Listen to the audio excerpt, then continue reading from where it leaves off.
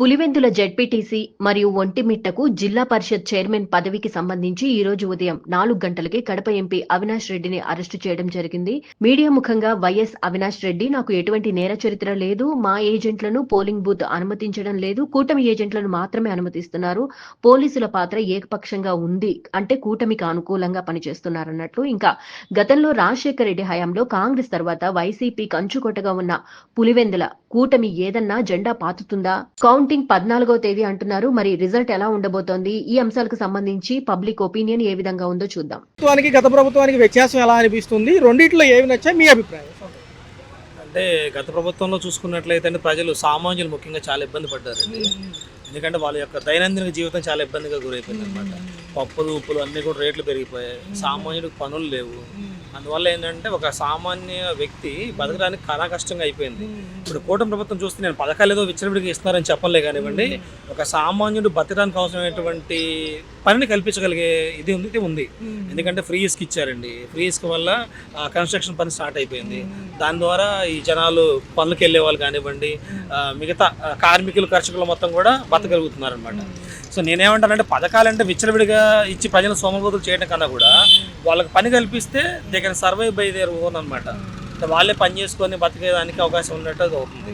నేను రెండు కంపేర్ చేస్తానండి. గత ప్రభుత్వం వైఎస్ఆర్సీపీ అండ్ టీడీపీ పోలిస్తే తెలుగుదేశం ప్రభుత్వం అంటే కూటమి ప్రభుత్వం కొంచెం బెటర్ అనేది అనిపిస్తుంది అండి. ప్రస్తుతం వరకు అయితే నాట్ సాటిస్ఫైడ్ అని చెప్పను, కానీ పర్లేదు, సామాన్యులు అయితే 100% బతకగలుగుతున్నారు. సార్వత్రిక ఎన్నికల తర్వాత ఈ పులివెందుల ఎన్నిక హడావుడిగా ఉంది. వార్తల్లో కూడా అదే అంశము. ఏదో జిల్లా పరిషత్ చైర్మన్ పదవికి 11 మంది పోటీ చేస్తున్నారంటే ప్రతిపక్షం పాలకపక్షం ఇరువైపులా మంచి ప్రెస్టేజ్ ఇష్యూ అంటున్నారు ఈసారి. గతంలో చూసుకుంటే రాజశేఖర రెడ్డి హయాంలో అక్కడ కాంగ్రెస్ లేకపోతే తర్వాత వైసీపీలు వచ్చినాయి, కానీ టీడీపీ బద్దలు కొట్టలేకపోయింది. మరి ఈసారి కూటమి గట్టి మెజారిటీ ఉంది కాబట్టి అక్కడ ఏదైనా రికార్డు మారుతుందా అంటున్నారు. నేను ఖచ్చితంగా ఇది పార్టీల మధ్య పోటీ అనుకోనండి, ప్రజలకి ప్రభుత్వానికి మధ్య పోటీ అనుకుంటానండి. ఎందుకంటే పులివెందుల్లో కూడా గతంలో ఏంటంటే అరాచకం అండి అది. లైక్ పులివెందుల రాజకీయాలు మొత్తం కూడా ఫ్యాక్షన్ రాజకీయాలతో ముడిపడి ఉన్నాయన్నమాట. నేనేమంటానంటే ఎప్పుడైతే కూటమి ప్రభుత్వం వచ్చిందో సామాన్యులకు విడుదల అన్నట్టు అనమాట. సామాన్యులు ఆ యొక్క ఫ్యాక్షన్ రాజకీయం నుంచి బయటకు వచ్చినట్టు నేను ఫీల్ అవుతాను. రేపు జరగబోయే ఈ సార్వత్రిక ఎన్నికల్లో కూడా నేను ఈ వైఎస్ఆర్సీపీకి కూటమి మధ్య ఎలక్షన్ అన్ను, ఒక సామాన్యమైన వ్యక్తులకి మధ్య ఆ క్రూడ వ్యవస్థకి మధ్య ఎలక్షన్ అంటాను. కంపల్సరీ కూటమి అభ్యర్థులు గెలుస్తారని నేను 100% చెప్తానండి. ఎర్లీ మార్నింగ్ ఎలక్షన్ స్టార్ట్ అయింది 7 కన్నా 5 వరకు నడుస్తుంది అంటున్నారు. ఎంపీ అవినాష్ రెడ్డి గారిని కూడా అదుపులో తీసుకున్నారు. హౌస్ అరెస్ట్ చేయబోవడానికి వెళ్తే ఆయన సహకరించకపోవడంతో అరెస్ట్ చేసి కడప జైలుకి తీసుకెళ్లారు. ఆయన పోలింగ్ బూత్లకు మా ఏజెంట్లు అలౌ చేయట్లేదు అంటున్నారు. ఒక పక్క చూసుకుంటే నాకు నేర చరిత్ర లేదనేది ఆయన వాదన. ఎలా అనిపిస్తుంది? పోలీసులు ఈసారి గట్టిగా లా అండ్ ఆర్డర్ మిస్ అవ్వకుండా ఉండడానికి మంచి బలగాలను కూడా దింపుతున్నారు. 700 మంది ఒక్కొక్క ఏరియాలో అంటున్నారు. ఎలా ఉంటుంది అంటే అవినాష్ రెడ్డి గారు వచ్చి నేను దొంగను కాదు, నేను ముద్దాని కాదంటే నమ్మే పరిస్థితుల్లో జనాలు లేరండి. ఎందుకంటే యావత్ ప్రపంచం చూసిందనమాట. అవినాష్ రెడ్డి గారు, వైఎస్ వివేకానంద రెడ్డి గారు హత్య వెనకాల ఎవరున్నారు ఏంటనేది. నిజంగా మీరు నిజంగా అంత నీతిపరులు అయితే గడిచిన 5 సంవత్సరాలు ప్రూవ్ చేసుకోవాల్సింది కదా, ఎందుకు ప్రూవ్ చేసుకోలేకపోయారు? ప్రతిపక్షాలు ఆరోపించాయండి. ఆ రోజు మీరు ప్రభుత్వంలోకి వచ్చారు కదా, మరి గడిచిన 5 సంవత్సరాలు మీరు ఏం చేశారు? వివేకానంద రెడ్డి హత్య కేసును ఒక దారికి తీసుకురావాలి కదా. అవినాష్ రెడ్డిని అరెస్ట్ చేశారు ముందస్తుగా అని చెప్పంటే జాగ్రత్త కోసమే. ఎందుకంటే నేరచేత నాయకుడు కాబట్టి ముందుకు అరెస్ట్ చేస్తారు. ప్రజాస్వామ్యంలో ఎలక్షన్ జరుగుతున్న సమయాల్లో ఈ విధమైన నేరచేతున్న వ్యక్తులు మొత్తం అరెస్ట్ చేయడం, ముందస్తు అరెస్ట్ అనేది కామన్. అది అవినాష్ రెడ్డిని అరెస్ట్ చేయడం పెద్ద భూతద్దలు పెట్టి చూడొద్దండి. ఎలా ఉంటుందన్న చూసుకున్నట్లయితే ఈసారి కుప్పం లాగానే గతంలో చంద్రబాబు నాయుడు గారు అక్కడ గెలవరని మాజీ మంత్రులు కూడా అన్నారు కదా, ఛాలెంజ్లు చేశారు, మరి గెలిచి చూపించారు. ఇక్కడ కూడా రికార్డు మారుతుందా?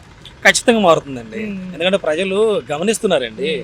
ప్రజలకి ఏది అవసరమో, ఏమేమి సామాన్యమైనటువంటి అవసరాలు ఉన్నాయో అవి చేకూర్చిన నాయకుల వద్దకి ప్రజలు వెళ్తున్నారు.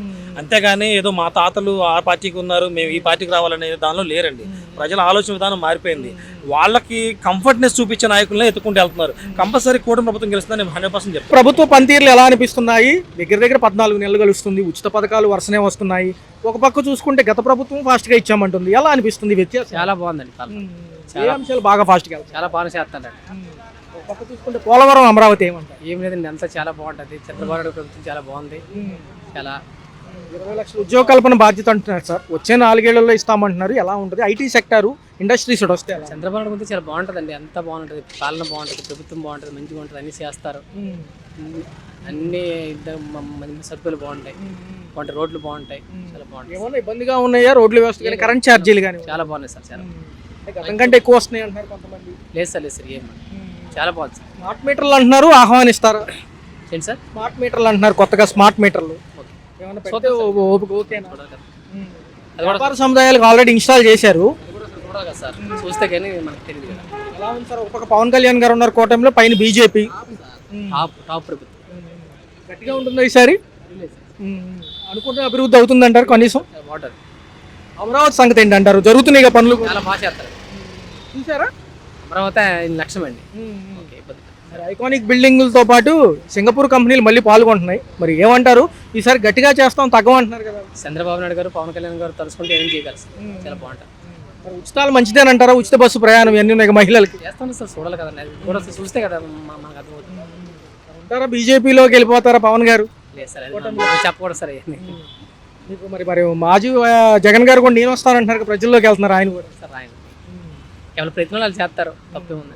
మరి పులివెందుల ఎన్నికలు ఎలా ఉంటున్నాయి? ఉప చైర్మన్ పదవికి పోటీ ఈ రోజు పొద్దున్నుంచి హడావుడిగా ఉంది. చూసే ఉంటారు, వార్తల్లో కూడా చూస్తున్నారు కదా. ఎలా అనిపిస్తుంది?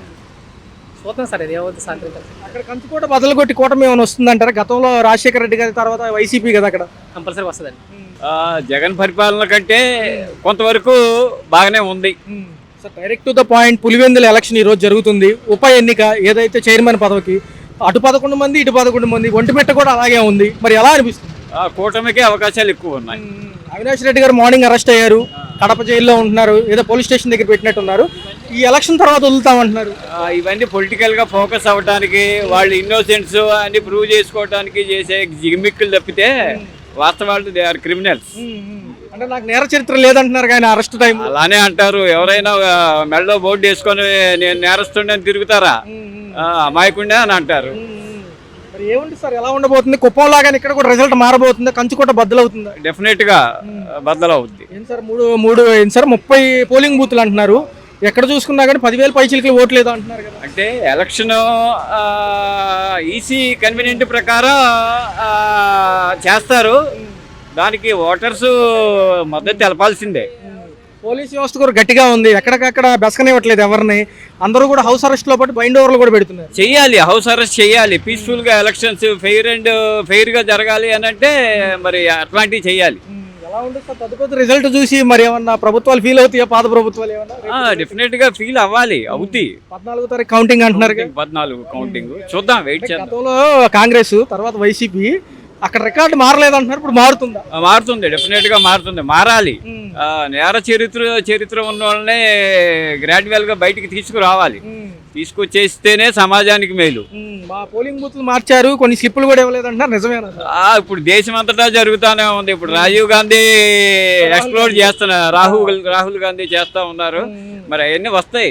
ఎవరి లెవెల్లో వాళ్ళు భారతదేశంలో అవినీతి అరాచకాలు చేస్తానే ఉంటారు వాళ్ళ యొక్క పీఠాన్ని కాపాడుకోవటానికి. ఎలక్షన్ కమిషన్ రాహుల్ గాంధీ గారు నోటీసులు ఇచ్చింది, ఆధారాలతో సహా రమ్మంటుంది. వెళ్తారా? వెళ్తారు, డెఫినెట్ గా వెళ్తారు. ఆయన దగ్గర ఉన్న మెటీరియల్, ఇప్పుడు వాళ్ళు ఏమైనా ఆర్డినరీ పీపుల్ ఏం కాదు కదా. వాళ్ళు నేషనల్ లీడర్స్. వాళ్ళు మెటీరియల్ అవన్నీ పెట్టుకొనే బయటకు వస్తారు. ఎలక్షన్ కమిషన్ దాన్ని చూసి స్పందించాల్సిందే, రెస్పాండ్ అవుద్ది, వాటికి తగ్గట్టుగా చేస్తుంది. ఫైనల్ గా సార్ 4 ఏళ్ళు భవిష్యత్తు డెవలప్మెంట్ ఒక 3 ఏళ్ళలో కంప్లీట్ అవుతుంది అంటున్నారు. ఒక 40% అన్న ఎలా అనిపిస్తుంది? అవ్వచ్చు, కాకపోతే మెయిన్ హద్దెలు ఫైనాన్స్. గవర్నమెంట్ దగ్గర డబ్బు లేదు. కాకపోతే ఖర్చు తగ్గించుకోవడానికి ఏర్పాటు చేస్తే డెవలప్మెంట్లు కొంతవరకు ఇచ్చిన ఇవి చేయవచ్చు.